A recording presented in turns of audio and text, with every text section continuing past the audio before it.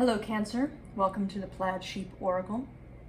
This round of readings, I've been selecting an herb as a kind of jumping off point or an added flavor or bit of information for your reading.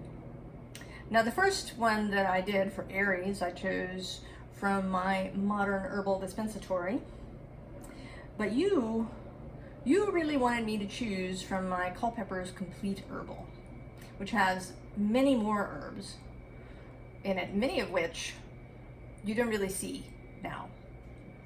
They are no longer used. And I think there's many reasons for that. But in any case, the herb that came up for you was Spleenwort. Now the particular Spleenwort that I believe that he meant, although he didn't use Latin binomials, is Asplenium ceterak. Asplenium meaning spleen. And the theory is that the leaves of these plants, which are sort of fern-like, they have these long sort of fern-like leaves coming out of the central space, are sort of spleen-shaped. So from a doctrine of signatures perspective, that was a sign that they would be good for the spleen. And spleenwort was used, in one of the ways that it was used, is to clear sediment and gravel that might have accumulated. In humoral medicine, black bile is stored in the spleen. It is kind of the sediment of blood. And when it's in balance, that black bile, that melancholic humor, is useful for sort of all of the structures of the body. Culpeper assigns this herb to Saturn, who is also about the structures of the body, joints, bones, teeth, hair, all of these parts, right, that have a real like a real structure to them, that aren't, fluid as blood itself might be. So the spleen makes blood cells of all types. Now, I want to say at the outset that I am not in any way, shape, or form attempting to diagnose you medically. That's not what this is about. This is metaphoric, figurative. This is a spiritual, metaphysical issue that you are having. And I think, Cancer, that your issue is that you've turned to stone. So we start with this Ace of Stones. And normally this is, it's new beginnings, it's a new foundation for something. But today, I think this is you. This is not sort of a new beginning or a positive stone. This is being turned to stone. And, right, we have this Six of Stones exploitation card that comes next. And then followed by this Ten of Stones, home, where you're peering out into the world. But I think that you're peering out with anxiety and fear. Because on the other side, right, when you look out, things that are available, right, outside, trying to get them all in here. There's this Four of Bows celebration.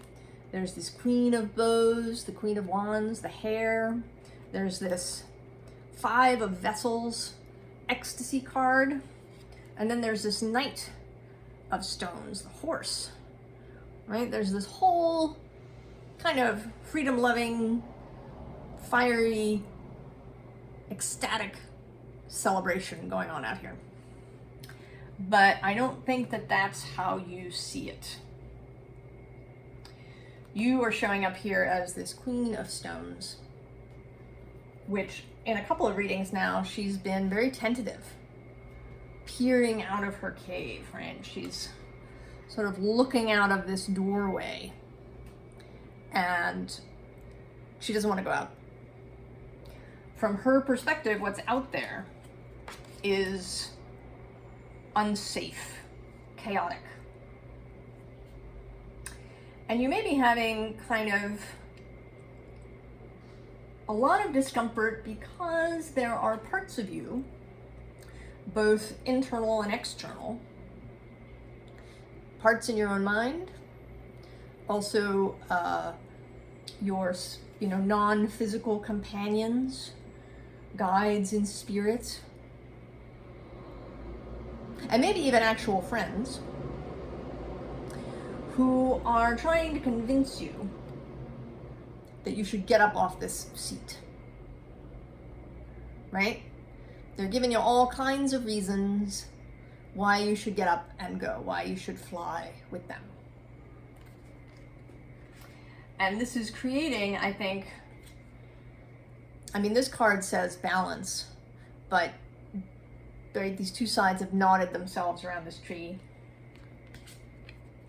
And then there's this challenge card, right? These two hares engaged in combat. And even this attraction card. I feel like this is your wider self doing its best to, right? I think this is your wider self, this horse, which is kind of a free sort of energy. And I think you're this sort of elk or stag energy that's sort of more associated with Saturn, with the King of Pentacles, who's, a more still, fixed energy. And your wider self is wanting to convince you, right? There may be parts of you that are really like yelling at you, engaged in combat. Your inner adventurer, the part of you where Aries and Sagittarius reside, that adventurous energy, right? The sanguine energy of blood. But your wider self is really wanting to convince you in a loving way, right? They want to convince you that this is what lies in the world. This 10 of Vessels, happiness. That if you'll trust them,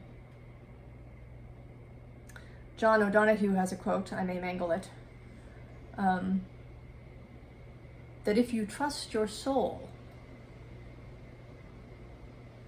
it will mind your life, right? That your soul isn't in your body's in your soul. It holds you. And it is wanting you to really see that it has all of the very best intentions for you. That you've allowed your water to dry up. We're here, as I'm recording this, we're having what I'm now calling a very juicy day, not using the M word. But also juicy is less pejorative, right? Hildegard of Bingen used to sign off her letters, remain juicy, even when writing to the Pope. Right? Juiciness is a youthful energy, right? Cells that are moist are healthy in the body. And I think that is true in a sort of a mental or metaphorical way, right? That we want a balance, right? We don't want, you know, everything to be water where there's no structure, but we want to keep things juicy, flexible, moist. Sorry, there was the M word. I didn't mean to use it, but I do, right? That word can be lovely, right? Like I picture, you know, these kind of really green mosses growing over things, and springs bubbling up in a forest, right? Roots finding water, leaves green and soft. But in these last few years, it's possible, Cancer, and who could blame you, that your water has dried up. Cancer can sometimes give too much, right? I think of Cancer as the water, as the well, right? That is prepared to give hydration and water to anyone who comes. I mean, it may also, right, be deep and dark and have a lid screwed on it, as wells sometimes are. But Cancer wants to nurture and give. And maybe you gave too much in some way. And now you feel bad, and it's created this perspective of fear, right? That things are fearful. And so here you are, Cancer, you haven't turned to stone entirely, right? A lot of you is stone, but then, you know, this sort of top part is still flesh. And you're looking, and I think that you're waiting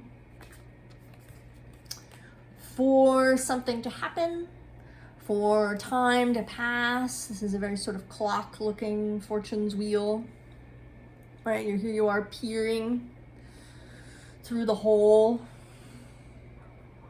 and you're waiting for it to look sunny out, to be sunny out enough for you to step out the door. And this is a very gentle sun, right? She's soft, gentle sun looking down. She's not blazing in your face.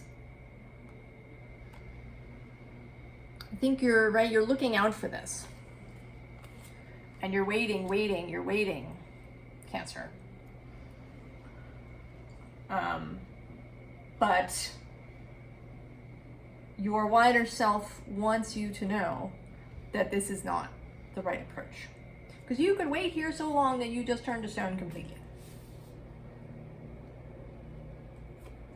I mean, here, this Hierophant, right? You could just be frozen forever in this position. In this seeking, waiting position.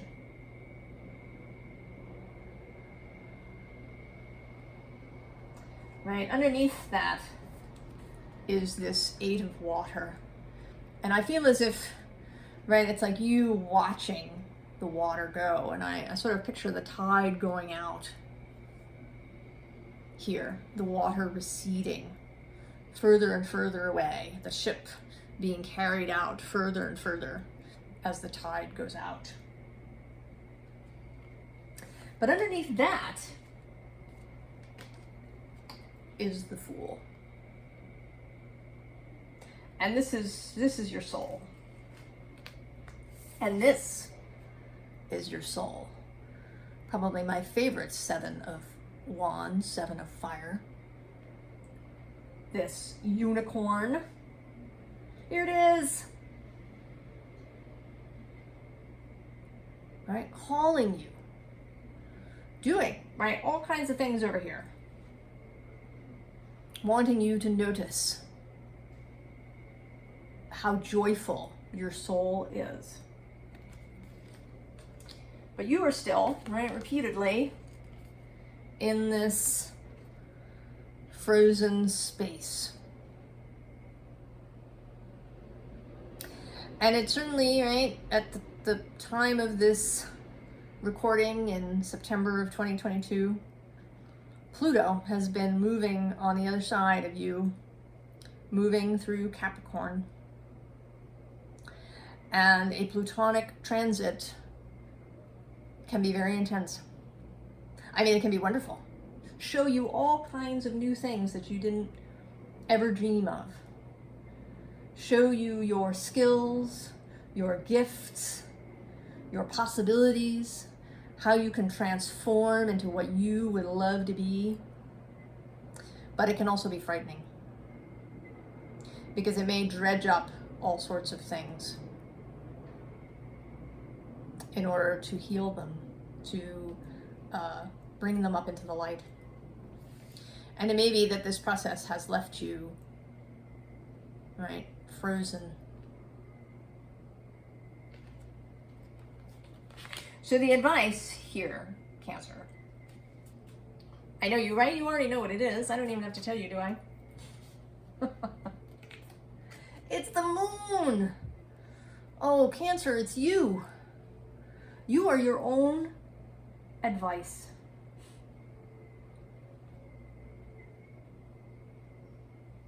Embrace yourself, Cancer.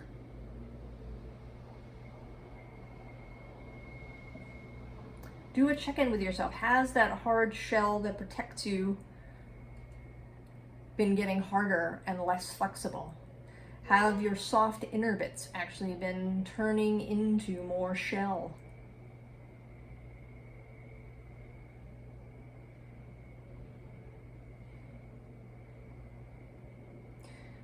Have you become so frozen in a particular viewpoint that you cannot see the beauty around you?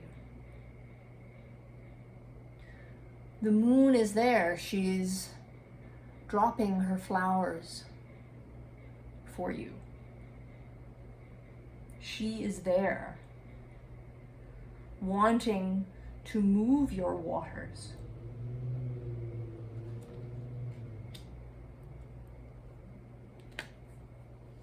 You know, actually, I was sort of expecting a moon herb to come out for you, Cancer, for a really watery sort of herb to come out.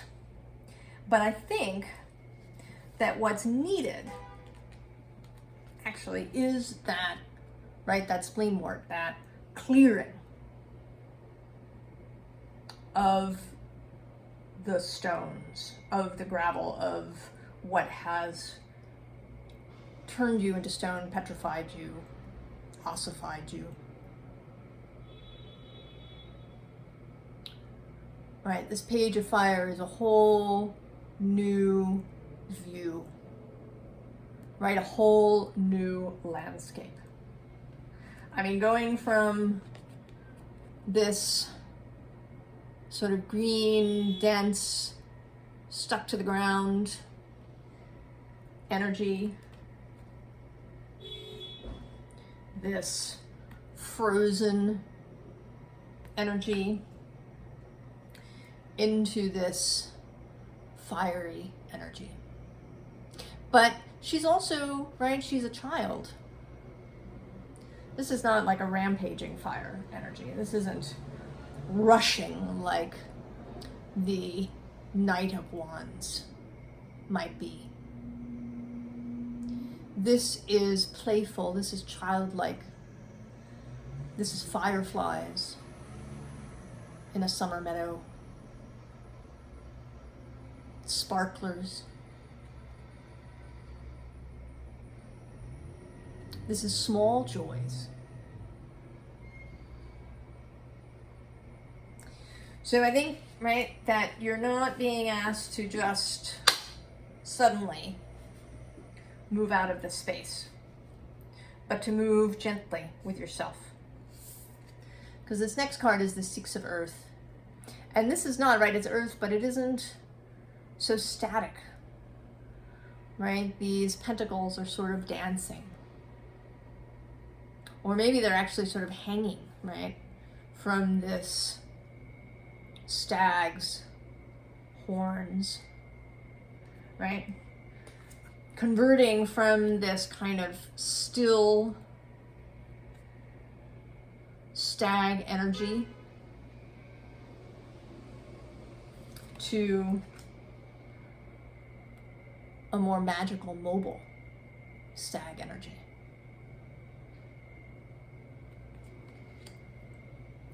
And from there, answering the call. Right, this is Judgment in this good tarot deck. The call to adventure, the call to whatever is new in your life. And adventure doesn't have to be something grand. Doesn't mean, you know, going on a polar expedition or moving halfway around the world or doing anything so enormous. It doesn't have to be. You can even have an internal adventure, just seeing things differently. Start small, Cancer. Right? When you see something in the world that strikes you as dangerous, pause, look at it a different way. Try to see it with a loving eye, with a watery, juicy, life-giving eye.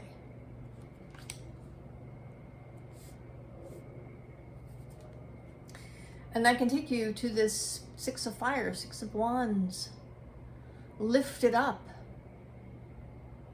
carried. And then we end here with this Four of Earth. And this Four of Earth is not static. She's giving you something. There's this beautiful moth that she's extending to you.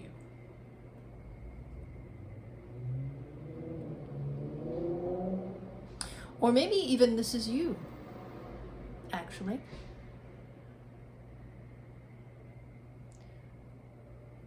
Extending this moth perhaps to someone else.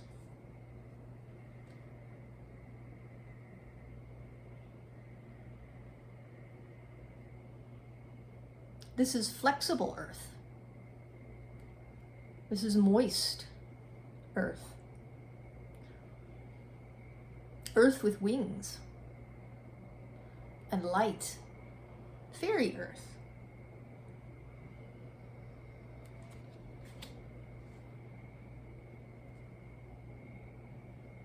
You don't have to give up your stability, Cancer.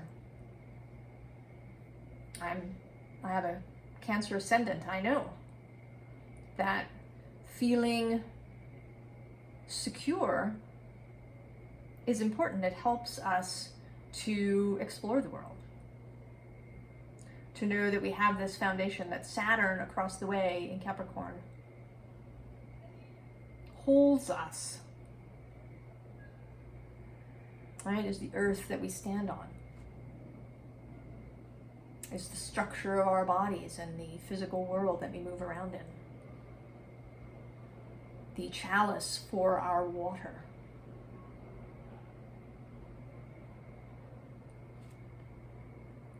So, essentially, Cancer, this is about, right, re-energizing yourself, watering yourself with kind thoughts for yourself and others. Kind thoughts for yourself and others, to try and seeing the world with a more loving eye. Really seeing, looking out the door and seeing that this isn't chaos, it's really a celebration. These people are having a lovely time together. This hare, this Queen of Bows, is not a danger. She's a strong and present and loving energy.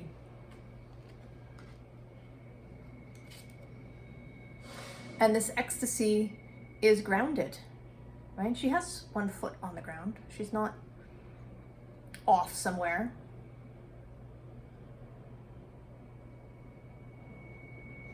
But she is allowing her feelings to flow through her.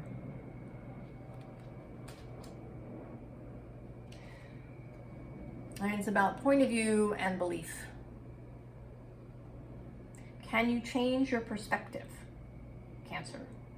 Perhaps just a little bit at a time, to seeing the world as a beautiful and loving place. That there are loving people and situations and energies. And that when you do encounter something that's less than loving, that you have the foundation to move through it. The foundation that gives you courage and stability.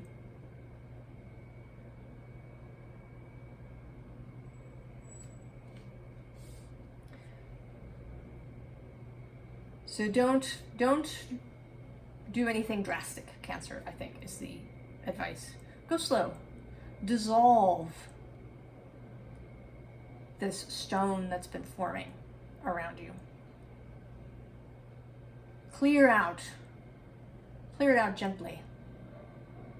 The gravel moving out in a gentle stream. And then before you know it, you will be feeling more yourself, I think. You will be feeling more yourself.